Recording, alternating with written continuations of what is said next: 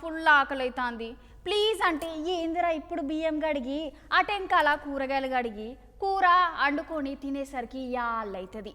ఏ కాలంలో ఉన్నావురా అని ఇంకో దోస్త్ అంటాడు గట్ల వండుకోనికి బద్ధకమైనా లేకపోతే జేబుల పైసలున్నాయని దోస్తుగాడు దావతన్నా ఏదన్నా సుత అందరికీ ఫస్ట్ మనకి బిర్యానీ గుర్తొస్తుంది గట్ల బిర్యానీలు తినటోళ్ళు గీ ముచ్చట చూరిన రూపాలి అవునోళ్ళ గీ మధ్యకాలంలో పెళ్ళైనా పుట్టినరోజైనా పిల్ల పెద్ద మనిషి అయినా ముసలైపోయినా దావత్ ఏదైనా బిర్యానీ మాత్రం పక్కా అనేటట్టు తయారైతున్నారు అందరూ పల్లె నుంచి పట్నం దాకా మొదలు పెడితే చిన్న నుండి పెద్ద దాకా అందరు మస్తు ఇష్టంగా తింటున్నారు ఇంకా హైదరాబాద్ లో అయితే చెప్పే తరికే లేదు దినంలో 24 గంటలు బిర్యానీ ఆర్డర్లు అయితే నడుస్తూనే ఉంటాయి తెల్లారక ముందే నసుకులో 4 గంటలకు బిర్యానీ అంట మహేష్ బాబు సినిమాలో డైలాగ్ లెక్క విచిత్రమైన పేర్లు పెట్టి అమ్ముతున్నారు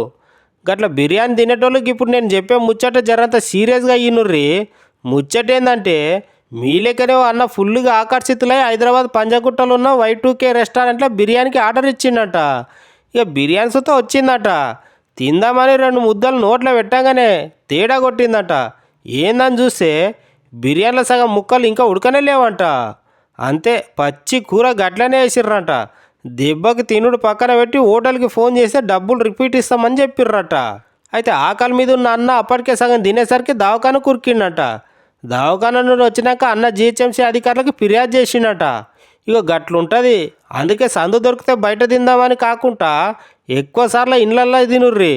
ఎన్ని చేసినా ఎంత చేసినా చూస్తే మన ఆరోగ్యం మనకు ముఖ్యం కదా.